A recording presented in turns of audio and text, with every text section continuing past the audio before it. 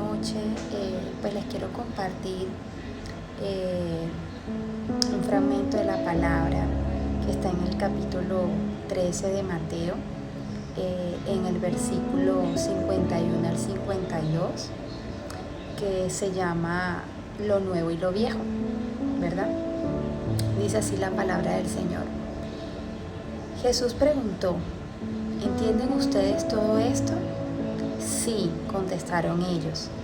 Entonces Jesús les dijo: cuando un maestro de la ley se instruye acerca del reino de los cielos, se parece al dueño de una casa, que de lo que tiene guardado sabe sacar cosas nuevas y cosas viejas. Amén. Recordemos que este capítulo de Mateo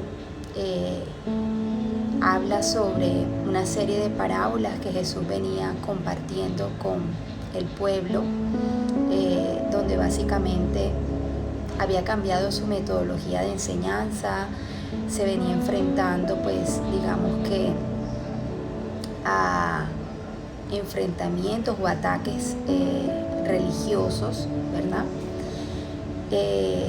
Y acá, puntualmente, en la palabra que acabamos de leer, es donde Jesús está preguntándole a sus discípulos si ellos habían entendido todos estos mensajes que el Señor venía explicando, ¿verdad?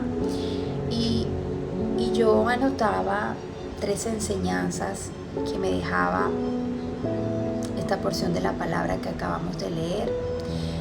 Uno de ellos es que Jesús realmente valora el entendimiento de sus discípulos. Él no solamente está buscando creyentes u oyentes pasivos, sino Él está interesado en que realmente haya un entendimiento de su palabra, porque esto de alguna manera también es una garantía, ¿verdad?, de que lo que se está escuchando, lo que se está entendiendo, lo que se está aprendiendo, de alguna manera también se va a aplicar de una manera correcta, ¿verdad? Porque no es solamente escuchar, informarnos, leer, sino realmente cómo aplicamos de su palabra y cómo realmente ocasionamos una transformación sobre lo que estamos aprendiendo, ¿verdad? Lo que estamos entendiendo. Segundo, cuando los discípulos contestan de manera afirmativa que sí habían entendido esta serie de parábolas que el Señor venía explicando, realmente ese sí significa pues un compromiso, ¿verdad? Un compromiso y yo siento que también una responsabilidad espiritual del entendimiento que ellos están teniendo sobre estas enseñanzas, y a su vez también una responsabilidad de también llevar ese mensaje hacia otras personas, porque hace parte también de lo que el Señor nos insta, ¿verdad?, a hacer, a buscar de que su reino se extienda, de que busquemos de alguna manera también más discípulos, ¿verdad?, en el nombre de Jesús.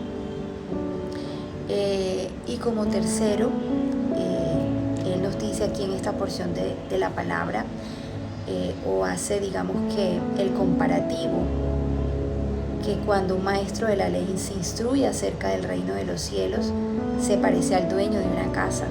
Y aquí dice que de lo que tiene guardado sabe sacar cosas nuevas y cosas viejas.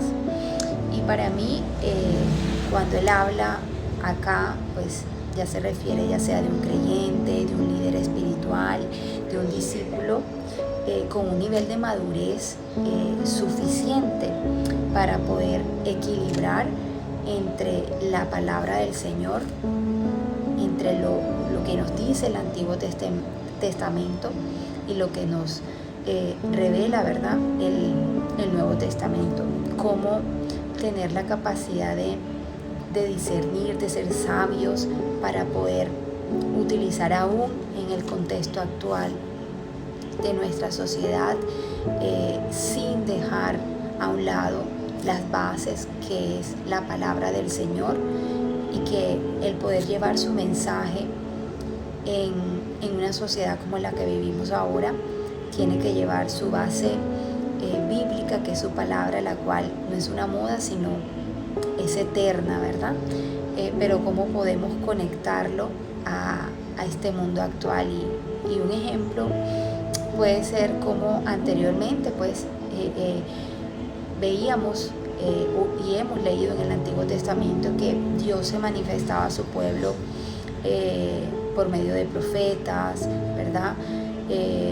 Había personas que tuvieron encuentros y escucharon la palabra del Señor directamente, pero hoy en día la actualidad nos habla de tecnología.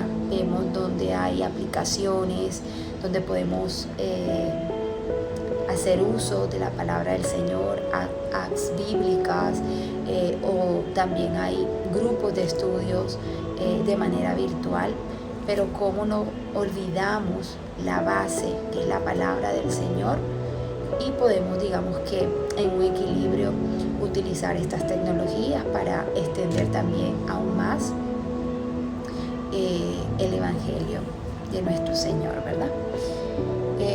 Creo que como conclusión es cómo nosotros comprendemos realmente su palabra, cómo logramos integrar de una manera equilibrada lo nuevo, lo viejo, pero también cómo sea el Señor siempre el que nos dé la sabiduría para poder nosotros transmitir de su mensaje para otros, ¿verdad?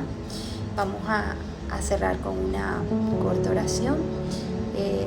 Señor, ayúdanos a entender tu verdad, Padre, a que nosotros podamos ser sabios, a que podamos valorar realmente tu palabra y a poder tener la sabiduría, Señor, para poder compartirla con amor, con tolerancia, pero sobre todo guiados con tu sabiduría y con tu verdad.